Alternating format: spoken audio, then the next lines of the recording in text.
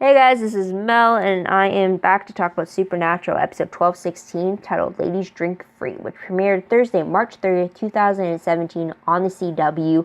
I am recording on April 5th, and so it's roughly been about a week, but a few weeks ago when we were still on that little hiatus with Supernatural, I actually went to a convention. On screen are some photos, and I actually got my Supernatural henna tattoo back, as well as one that I was experimenting with though.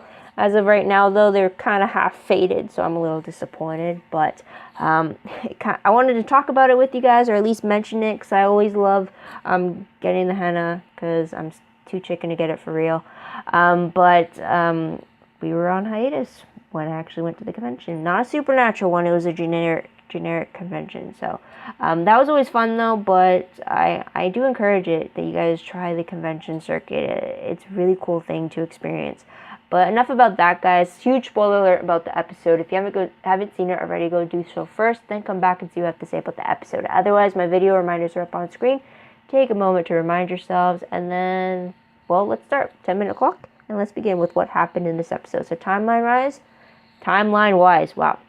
I really have no clue how long it's been since the previous episode. There was no mention. I'm assuming it's maybe a few days after Sam had told Dean that they've been working for the British Men of Letters for the last 2 weeks. But other than that, nothing was really mentioned. I definitely think it's not that long since Sam killed the alpha vampire, since there were still bloodstains on the floor in that British bunker, or temporary bunker, so that's my guess for that. But huge episode reminder was the fact that we got to see a werewolf Claire Novak. Take that with you will. But episode breakdown really was only one storyline through this episode, and that was the werewolf case. We have to deal with the pureblood kind of werewolves that we were first introduced in season 8. We also got interrupted by Claire Novak, who ends up getting bitten by the pureblood perpetrator that they're after. And because of this, though, we are introduced to a potential werewolf cure, courtesy of the British Men of Letters. They never tested it on humans before, so Claire is actually the first human test subject, and thankfully for her, it was successful. So she's now a human Claire again. But the last scene of the episode show Claire's voiceover as she confesses through a voicemail to Jody about her hunting alone instead of checking out colleges like she's been lying about, and just saying like how hunting is something that she needs to do. And she's thanking Jody for kind of preparing her in a way to do this on her own, and that she's thankful for everything that Jody's done for her. So there's that. Tidbits, though, is that Dean knows about the fact that the British Men of Letters killed Magdia, the abused psychic from earlier this season. He knows about it. We actually see flashbacks about it, or I don't know if he say he knows. He definitely alludes to it. So I don't know if he's just trying to get a confirmation from them, just because he has suspicions about it. But we as the audience see flashbacks to when Mr. Ketch had killed her. So there is that. End tally, though, was the fact that we got Mick killing Justin the werewolf who had bitten Claire moments before they had to cure her. So I guess you could say in a way they kind of killed werewolf Claire in order to turn her back into a human Claire. So there's that. Moving on, though, to the most shocking moment of the episode. I kind of have two moments. First one was the fact that apparently the smallest taste of a human heart, despite not actually swallowing it, was enough to complete Claire's werewolf transition. Justin kind of force-fed her, or he forced the human heart into her mouth, but she didn't swallow it. She spit it back out at him, but I guess the blood from the heart in her mouth was enough to trigger the change in her, to the eyes glowing, the fangs showing, the claws coming. So that was a shocker for me. I thought she actually had to consume the heart in order for it to finally kick in for her. So there's that. Another shocking thing was the fact that the werewolf cure that they had Claire take, it actually worked. I actually didn't expect it to work. I did like that it wasn't an instantaneous cure like the one Dean had to take to cure his vampirism. but I was a little surprised that that it had worked the way it. I thought, like, with her being the first human test subject, and maybe something might have gone wrong, or maybe some side effect would have happened.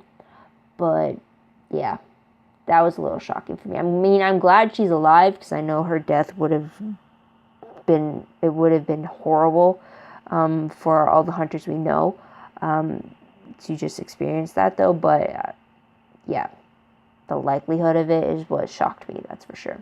Moving on, though, to top 3 favorite moments of the episode. First one was Dean just gushing to Sam over the 3-star hotel experience that they got, because, as you know, Winchesters usually hold out in motels, or they or in the Impala, they don't even scrounge up to rent a motel room. But because the British Men of Letters is paying for everything, Mick got them a 3-star hotel, so Dean was gushing about the content of his room, the fact that they got separate rooms, the fact that he got to go swimming in a pool without a swimsuit because he didn't pack one, the fact that he got those pillow chocolates, the fact that he was just gushing over it. And then when Mick asked him, well, how was your night? And he was just like, I didn't like it, type thing. And then he just whispers to Sam, like, I'm not going to give him the satisfaction that I like this. So that was a huge funny moment to have, just to, because it was so Dean. And then him stealing, like, the little the small complimentary samples and stuff like that. It was funny to see, for sure. It brought a lightness to it, I guess you could say.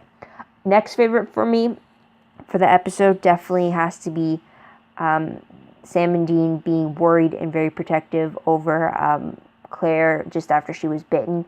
It's the scene in the hotel when, just after they had gotten her back, and Sam and Dean are they're not only hovering, but they're checking over her temperature, trying to get her to stay warm, stay cold, to stop her shakes, try to be there for her, but also try to save her. So it's just, you have Sam taking her side and wanting to do what she wants to do, but then you have Dean wanting to go against her wishes and do whatever it took to save her, but not risking her life at the minuscule chance of it not working and she could be killed. So it was just great to see them being overprotective over someone else aside from each other. So it was just great to see. It's great to see that again, for sure. Another favorite of mine has to be Mick questioning his own instincts about killing all monsters. We see it when Claire tells Mick repeatedly to kill her as she feels the transformation taking a hold. He pauses, not only because he's questioning whether or not to kill Claire, he's doubting the fact that she's not a monster, she's trying to fight it, and I should give her this chance to fight it to the very end. But then you also see flashbacks of when he had to kill the Hayden, the teenager, I believe, who had turned into a werewolf, and he had to kill her by injecting silver nitrate into her system, and before she killed anybody else. And he was just questioning the fact that, also with Dean, remembering Dean telling him that she was just a kid that you killed. It didn't matter that she was a monster. She could have not killed. She could have just done her best and prevented, and just had him questioning everything he studied to believe. I mean, for Mick, it's always black and white, but Dean made it very clear in this episode that it's not black and white in the field. There are shades of gray for them. And what I really liked about it was the fact that Mick is pretty much the Dean we first were introduced to season 1, season 2, especially in season 2. I believe it's episode 203, I believe, the vampire episode where we meet Gordon. Sam is the one telling Dean that maybe we're living in the gray, when Dean is the one going, it's black and white when it comes to monsters, either good or bad, or monsters are evil and humans are good type thing. So it's really brought a throwback for me when it came to this conflict of interest type thing. But it was just great to see that Mick was finally having that questionable ness about his own instincts in regards to monsters. So there's that. Moving on to the top 3 peeve moments. First one was just the fact that I kind of assumed because it was a werewolf case, but it was the fact that Garth, he was only mentioned, thankfully, but he was not seen. I was kind of hoping that if Claire did become a werewolf, then maybe they might send her to get some advice from Garth. And I really hope Garth is still alive and the British Men of Letters hadn't killed him in their raids to kill all creatures. So there's that. Also, another peeve was the fact that Jodie was mentioned yet not seen. Understandable, but we didn't even get a voice recording, I don't think, from her, which I kind of wish we did. Or even a phone call, and just hearing her voice would have been enough. Yeah. That was it, though. Otherwise, I pretty much did not mind the episode at all.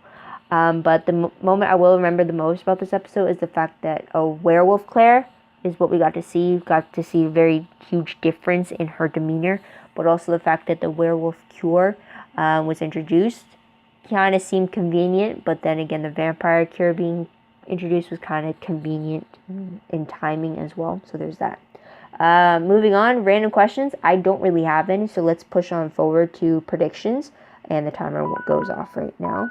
So predictions, though, based off the promo for 12/17, it looks like Mick is given orders to betray the Winchesters and follow the British Men of Letters protocol.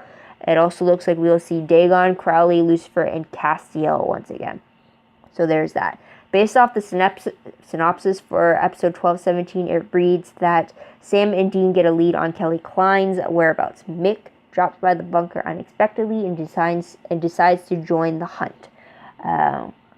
So what I love about Supernatural is how very short their synopses is. It's pretty much to the point, and it's like it's not giving me anything from that whatsoever except character-wise who we are going to see.